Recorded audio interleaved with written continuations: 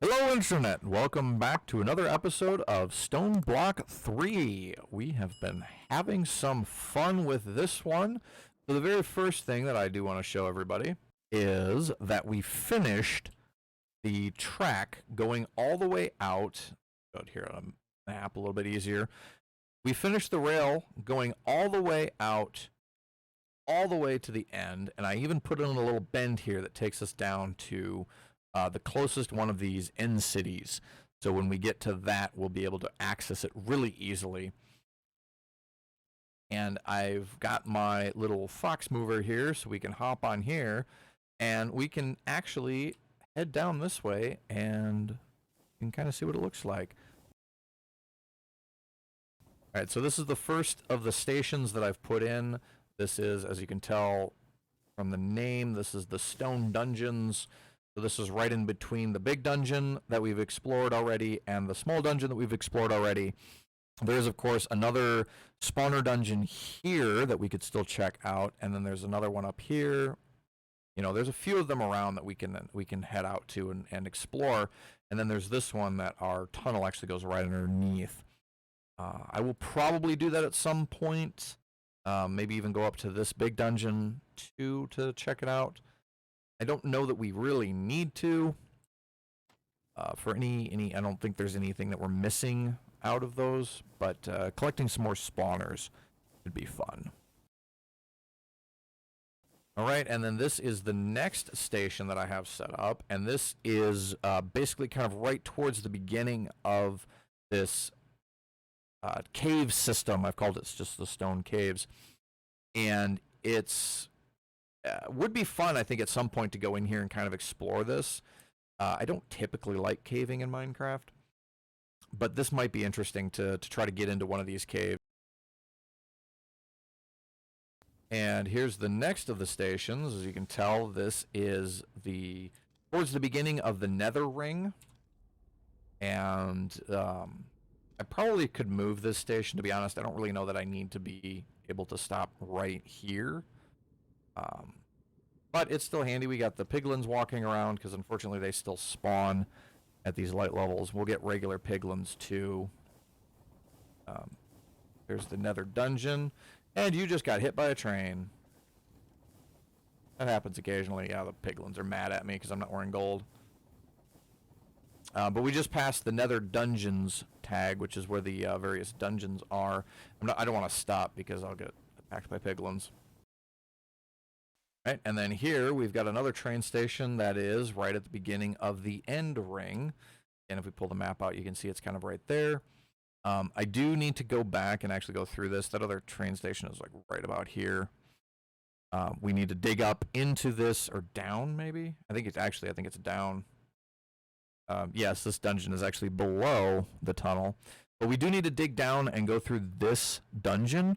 I will probably do that one the same way that I did the stone dungeon, where it will be a longer uncut episode where we just go through that dungeon and try very hard not to die. So you can see as I left this, I did originally keep going straight. That's the tunnel that I dug originally. And then I was looking at the map and I realized that there's basically nothing out this way, but there is the end city down here. So I built this curve into the track, and this was a pain to build. The contraption that I built to dig this tunnel does not do curved tracks. What I had to do is I had to come down here with my pickaxe and dig all this out manually and then place down the curved track. Up to right about here. Bring the tunneler around and then take out the track that it tried to place because it was still putting them down, trying to put them down straight. And I had to do it twice because it actually got stuck the first time around. But we got it, and it's working now. And then if we keep going this way, we've reached the end of the line here at the next station, which is the end city station. As you can see, we're like right underneath the city, and in fact, if we do this, we can actually see it right there. So that'll be fun. That'll be the next thing that we explore after we've finished the Nether and then I've just left the actual the train that I built is just right here, and that is not really probably not comfortable for it to be merged together like that, but it's fine, and we'll just leave it here. I did note as I was once I got up here to the end ring, I got the end advancement or quest objective completed for finding the end, and it unlocked these extra quests that weren't originally visible to me. So the first one is to actually visit a boss dungeon, which is apparently found in the ring beyond the end. And that's where these silverfish hearts that I've come across a few times are actually used, because apparently this mother silverfish is the final boss of this pack, and I'm not really eager to kill that thing, but if we do, it will absolutely be towards the end, once we've done most of the other things that there are to do in this pack, and definitely once we're into Project E and Ultimate Armor and stuff like that. That will be when we go after the silverfish. But the other one that intrigued me, and the reason why we might end up bringing that train back out, is this one here, called A Trip Through the World, and it is to ride a train through all 5 biomes in one go. And the biomes are plains, lush caves, nether waste, the end, and the forest.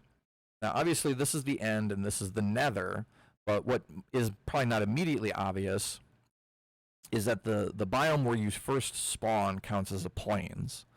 And then this section here is actually lush cave.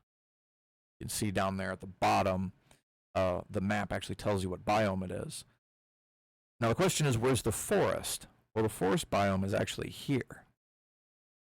So in order to do this, we would have to extend our tunnel all the way through the nether, through the end ring, all the way out to this outer ring, which we're going to have to do anyway if we want to find that boss dungeon. But that'll be a project for another time, and I will see you guys when we get back home. All right, so now that we're back home, the fact that we've cleared all the way through to the end means that we do have quite a bit of endstone now, 12K in fact, that I collected when I went through there. And there's a few things that we can do with endstone. Aside from just the normal buildy things that we can do, we can also crush it down to make crushed endstone. And if we wash crushed endstone, we get a chance of getting chorus flower, ender pearls, and the ender slime crystals. Obviously ender pearls not really something that we're super in need of, because we do have a mob farm that generates ender pearls just fine. But the chorus flower, these we can do a few things with. So first of all, we can grow them, and that'll get us the chorus fruit. And then if we take the chorus fruit and combine them with the sky blocks, we actually get void blocks. And I'm kind of excited for these, because these would be really cool to use for some decoration here in the base. There's also obviously going to be some other crazy things that we can do with them later on. And then if we pop them, then we can do stuff like make end rods and purpur. You can also transmute them back into chorus flowers, which is kind of cool. And just a bunch of things that we can do with that. But we need to get this actually crafting. So I do already have, as you can probably tell, I have the recipe built already for the crushed endstone. If we just go ahead and order, like, just say 100 of them, we can see that this crusher here, this auto hammer, I have set up. So it's set up to make both sand, crushed netherrack, and crushed endstone. Eventually I should probably separate these two out the same way that I did for the dirt and the gravel, but right now I'm really that big of a deal. But that will generate for us some crushed endstone, and then we need to wash the crushed endstone. And that one, unfortunately, I don't want to do a recipe for, because if we go back in here and look, you can see that it's a bunch of chances. So it's a 5% chance, 3%, 7% chance, and a 3% chance, which means that there's a very good chance, that when we wash some crushed endstone, we're going to get nothing out of it. So really what we should do is we should set up a system something like this, where we have just the various resources being generated and then just continuously washed, and then the results are processed.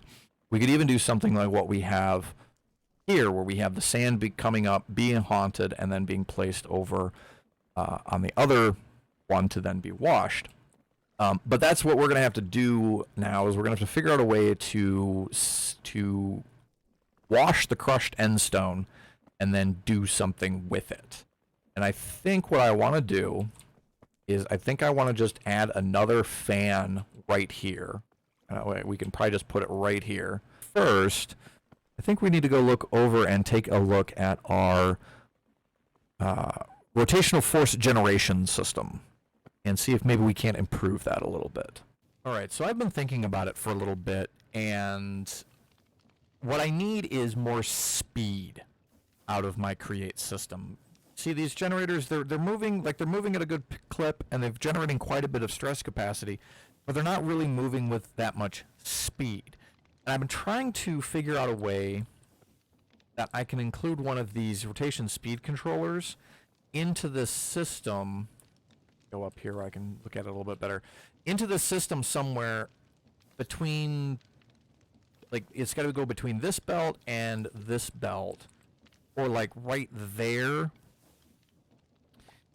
where I can speed up the whole system out here.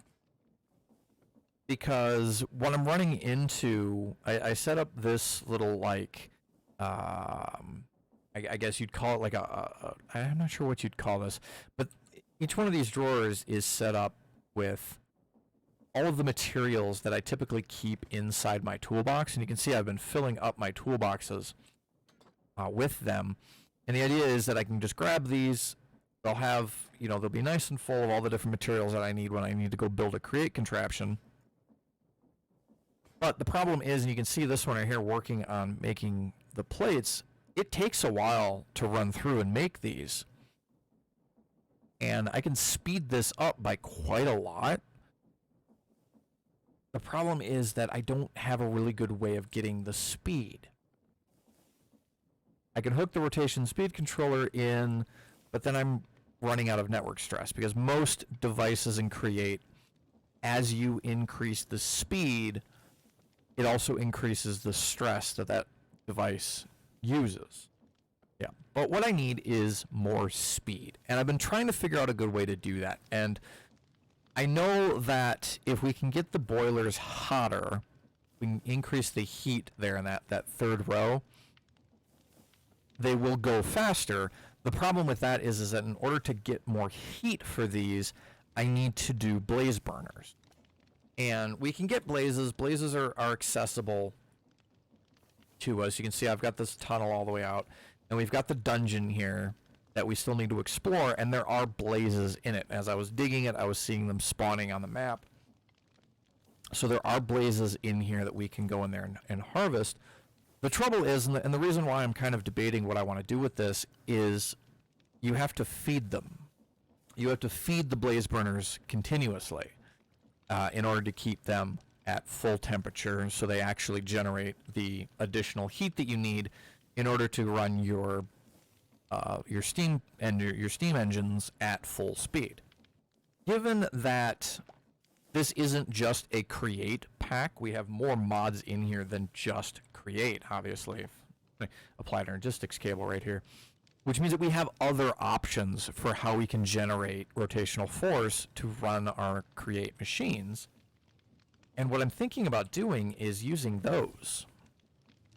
The electric generators, they generate a lot of stress of stress capacity, and you can turn them up. You can make them go really, really quick, and they will generate quite a lot of stress capacity. And you can see this one I have hooked up back here, and it's actually running all of the pumps for the steam engines. So this right here is how the water is getting in. They're not pumping themselves anymore. And then over here, I have another one hooked up, and it's attached to just the main system. So this is just adding additional stress capacity to my network, and you can see like it's generating 8,000 stress units, consuming 240 FE per tick. You know, consuming 240 FE per tick, and it's actually running at full speed. 256 is as high as you can turn these. So, like, for energy investment versus stress capacity, that's actually pretty good. And I don't have to run the belt at full speed. I can run a rotation speed controller and have it turned down so that so that the you know, the connection going out of it is running at 128 or even lower than that if I need to. Now, the reason why I didn't go with this option originally is that it is fairly energy intensive. 240 FE per tick, when I set this up, was a lot of energy. But now we have this. You know, I took down the mechanism energy generators right here, which has helped a lot. Not only is it a lot easier to get around down here now, it's a little less laggy. It's still fairly laggy, but better. But I've gone through and I've upgraded all of these to the Niotic tier, and these things generate a just crazy amount of FE per tick on Niotic. So one of these generators could run what? One of these generators could run 5 electric motors running at full speed. One of them. And I've got all of these. I absolutely could just rip out all of these steam tanks and replace them with the electric motors and just power them from this. And I would not, I mean, all of these are full. Like, all of these are full of energy. Because the energy that I am using is a trickle compared to what these things are generating. And I've still got 3 more tiers of these generators to go. Is 3 or 2?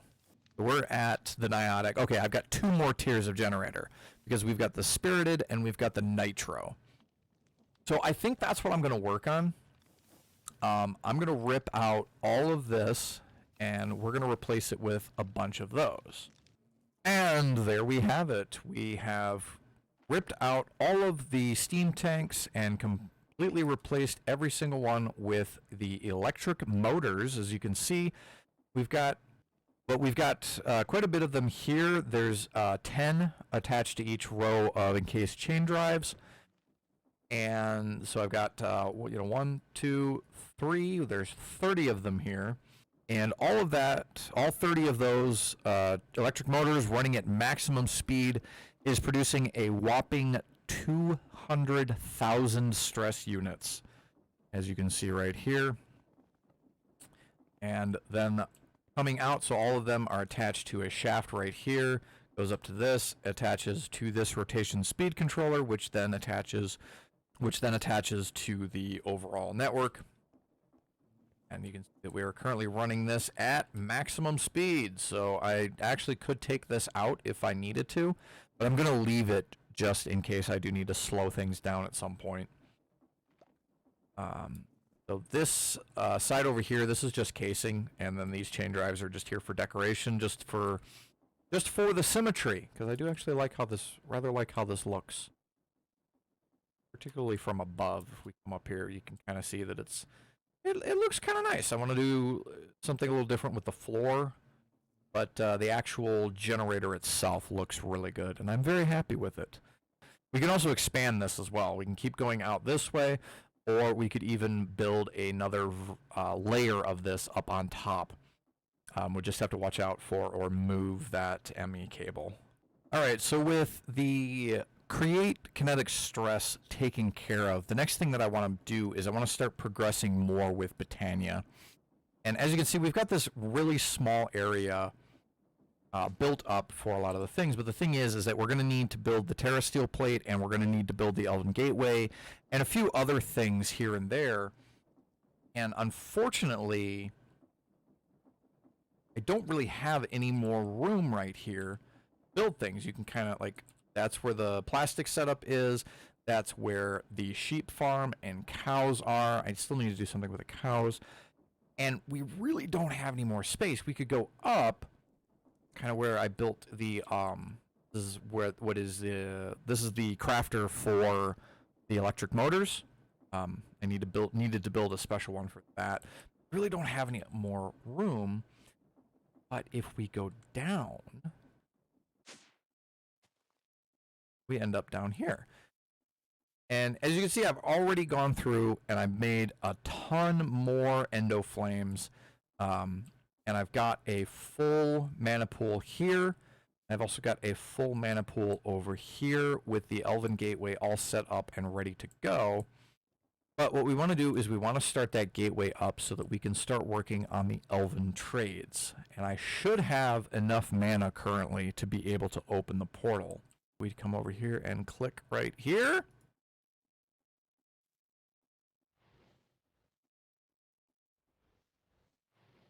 Toss your book through. Get the silver version of it, which then gives you access to all of these.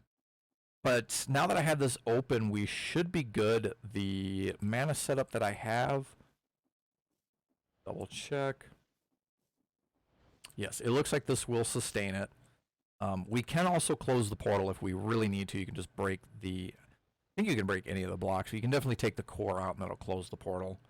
And yeah, walking through it doesn't do anything. But that will help out immensely with some of the recipes and projects that I want to do. All right, so I think that's going to just about do it for this episode. We did make some decent progress. We got our create system upgraded, and of course I've got the new Lexica Botanica, which is going to unlock a bunch of new recipes for me with Botania.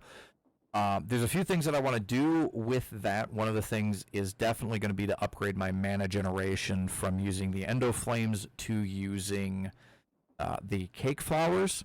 That is typically my preferred method of mana generation for late game Botania. But there's a few things that we need to do ahead of time for that in between this episode and the next. I also want to do some more work with blood magic. Specifically, I would like to get the ritual set up for the Well of Suffering, I believe it's called, that allows the automatic harvesting and killing of mobs and automatic harvesting of mobs. But I think that's a good place to end things then for today. If you like the video, hit the like button. If you have comments or suggestions, make sure that you leave them down underneath the video. You know the place. Hit that like button. Hit the follow button to make sure that you don't miss any upcoming videos. Follow me over on twitch.tv/sillysnowfox. We might be going through the dungeon, the Nether dungeon on stream. I haven't really decided, and I'm not sure if I'm going to have time. There's some things going on in my life that might make that more difficult to do. As always, I hope that you're having yourselves a wonderful day, a wonderful evening, whatever time of day it happens to be for you. I hope that it is going well for you. I hope to see you in the next video. And as always, whatever you do, don't you dare go hollow.